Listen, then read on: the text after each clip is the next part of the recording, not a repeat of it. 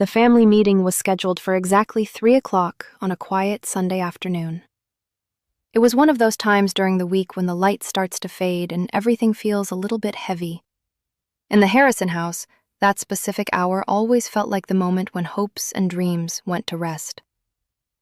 I walked into our family's formal dining room, a place usually saved for holidays, and found them all gathered together like a group of judges. My mother was sitting right at the head of the long wooden table, wearing her favorite pearl necklace and carrying a look on her face that wasn't just angry, but deeply disappointed. My father was right next to her, busy cleaning his reading glasses with a small cloth, wearing an expression that mixed genuine worry with the quiet confidence of a man who believed he knew far more than everyone else in the room. Then there was my big brother, Trevor, wearing a shirt without a single wrinkle, looking every bit the successful professional he believed himself to be.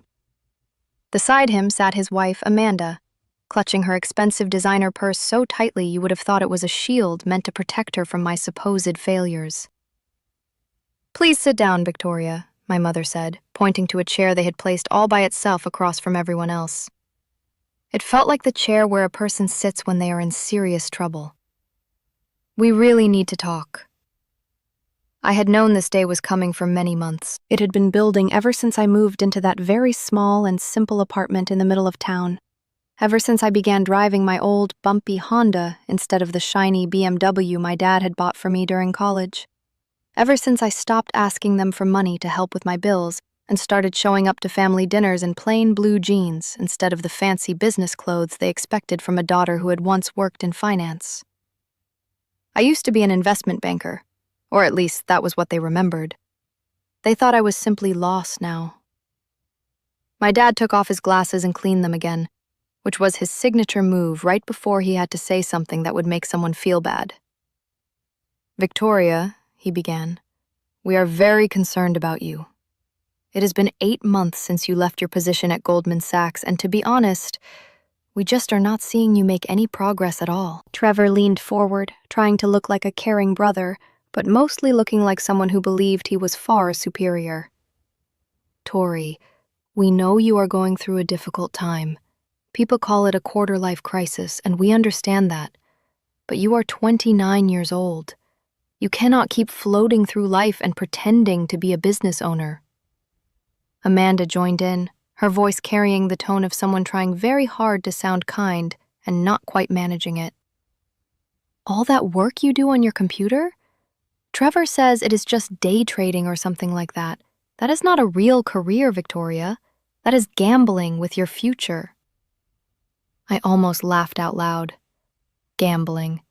If only they knew what was actually happening on those computer screens. "We have been very patient," my mother continued, using the same voice she had used when I was 12 and had tracked mud across her clean kitchen floor. "But enough is enough. This family has a good name to protect. When people ask what my daughter does for work, I should not have to make up excuses." I looked around the table at all of them, genuinely curious.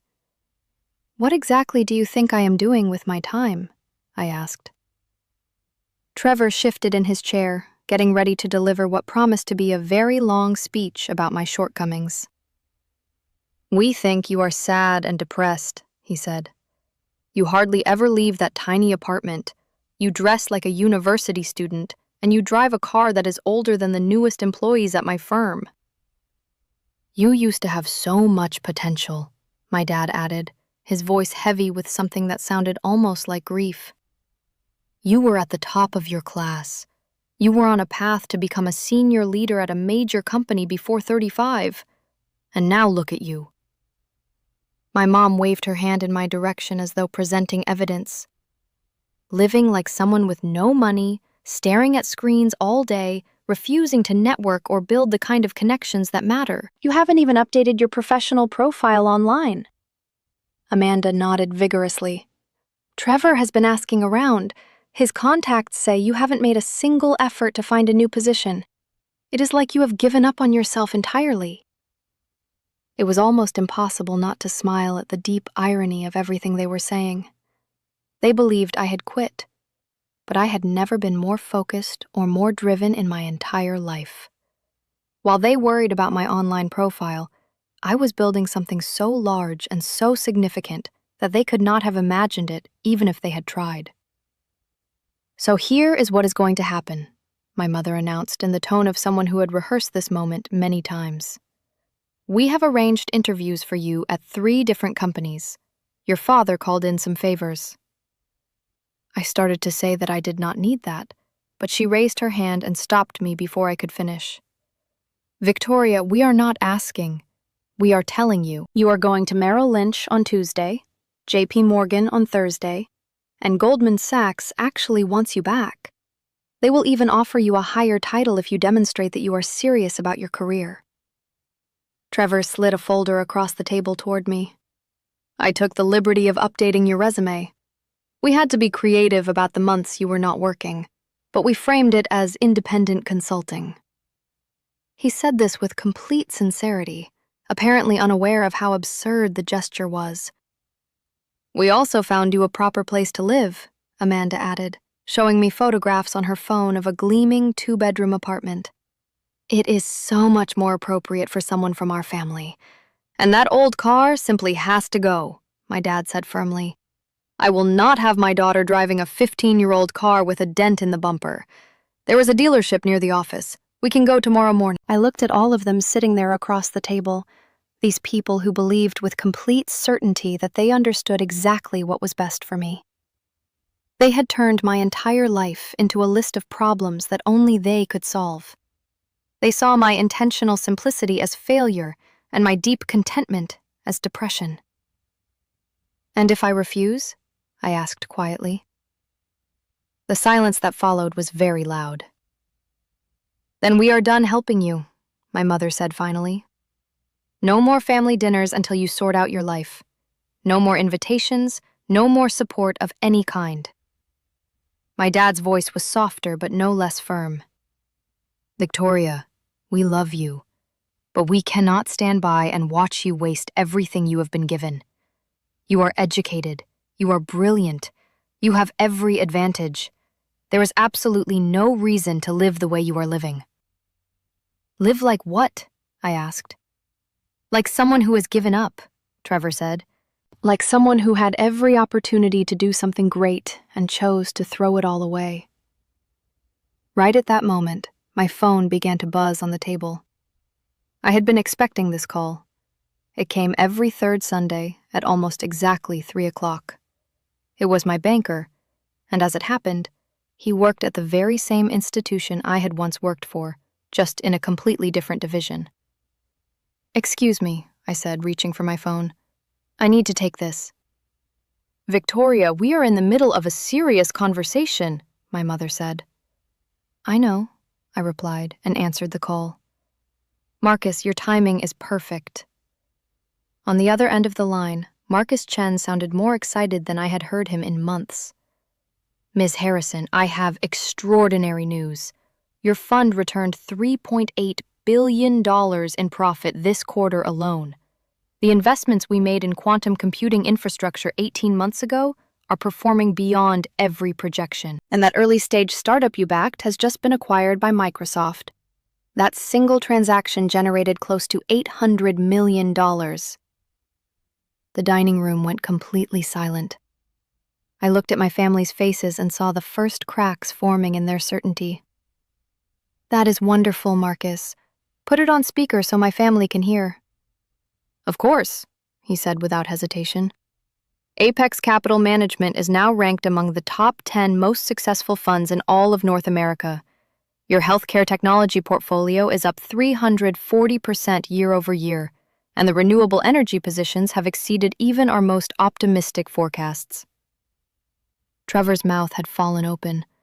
Amanda had stopped clutching her purse. "What about the real estate holdings?" I asked. "Outstanding," Marcus said. "The commercial properties in Chicago are now valued at $1.2 billion, and the New York portfolio has appreciated 85% since acquisition.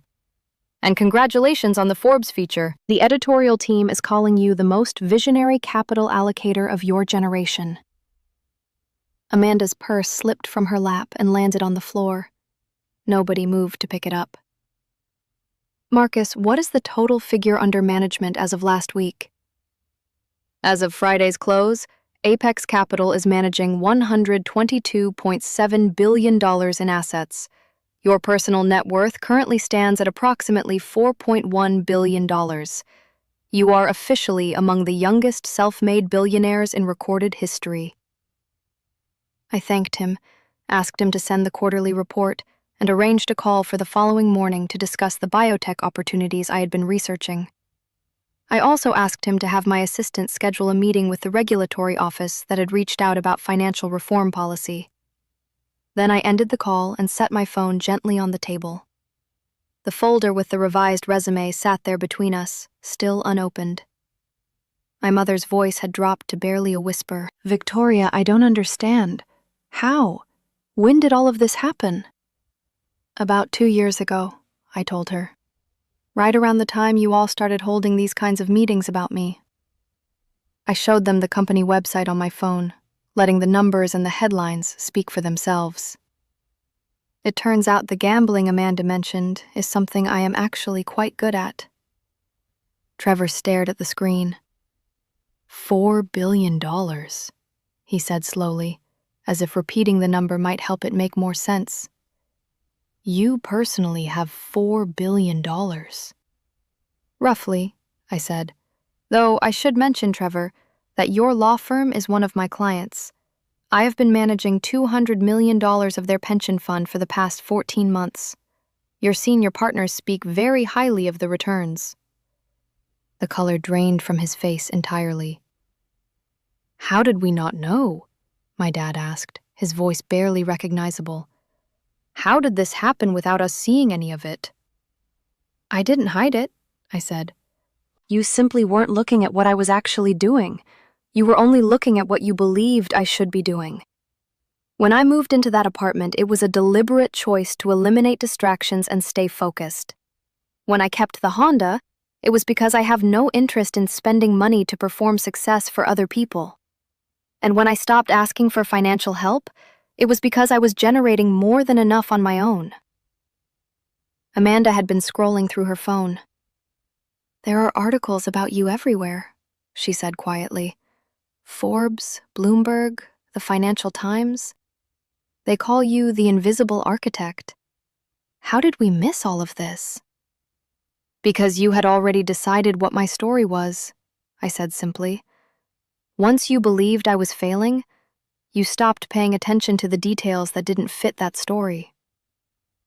My mother's eyes had filled with tears. Why didn't you just tell us? I tried, I said. Do you remember last Christmas when I mentioned the quantum computing investments? You told me I was playing recklessly with money I couldn't afford to lose. Do you remember the dinner in March when I brought up the Chicago property market? Dad changed the subject to ask when I was going to update my resume. I paused. I stopped explaining because no one was listening. We were trying to protect you, my father said. I know you were, but I didn't need protection. I needed trust. The room was quiet for a long moment. Trevor was still staring at the website, scrolling slowly through the portfolio page. You own a significant portion of downtown Chicago, he said. 15% of the commercial district, yes, I confirmed. I am also in early conversations about acquiring the building where your office is located. I want you to know I have absolutely no plans to raise your firm's rent.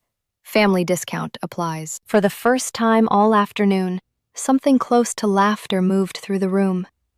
The rigid, practiced formality of the intervention had collapsed completely, replaced by something more honest and more fragile. The BMW, Amanda said softly. You could buy a fleet of them. I could, I agreed. But I genuinely like my Honda. It reminds me every single morning that the goal was never to accumulate things. It was to build something meaningful and to stay grounded while doing it. Watching this family over the years actually taught me that. I saw how much energy goes into maintaining appearances, and I decided very early that I didn't want to live that way. My mother flinched slightly at that, but she didn't argue. Victoria, my dad said, setting his glasses down on the table. Can you forgive us? We genuinely thought we were helping. We just could not see past our own idea of what success was supposed to look like. You were being parents, I said. Overprotective and somewhat heavy-handed, but parents nonetheless. And yes, of course I forgive you. This family is not something I would ever walk away from. But I do need things to change. Next time you are worried about me, I need you to ask questions before drawing conclusions. I need you to trust that I am capable of knowing what is right for my own life. My mother nodded, and for the first time since I had walked into the room, she looked less like a judge and more like herself. "Will you come back next Sunday?" she asked. "Not for a meeting like this, just to talk, to tell us what you are actually working on." I looked at her and felt something loosen in my chest. "I would like that very much," I said. "I have been developing a strategy around agricultural technology that I think you would all find genuinely interesting. And 4 billion is a starting point, not a destination." I stood up from the chair that had been positioned like an accusation and gathered my things. The folder with the carefully revised resume and the fabricated consulting history stayed on the table where Trevor had left it. Nobody reached for it. As I walked out through the front door and across to my old Honda sitting in the driveway, I felt something I had not felt in a very long time in relation to my family. I felt seen. Not for the money or the fund or the Forbes article, but for the choices I had made deliberately and thoughtfully and on my own terms. I started the engine and pulled out onto the quiet street, watching the city open up ahead of me in the early evening light. The buildings I passed were not just buildings anymore. Some of them were mine. The future I was driving toward was not something anyone had handed me or planned for me or rescued me into. I had built it myself, quietly and carefully, in a small apartment with a simple desk and a clear sense of purpose. The Sunday that began as an intervention ended as something else entirely. It ended as the first honest conversation my family and I had shared in years. That, more than any quarterly return or magazine cover or billion-dollar valuation, was the thing I had actually been working toward all along. And it was worth every single moment of the journey it had taken to get there.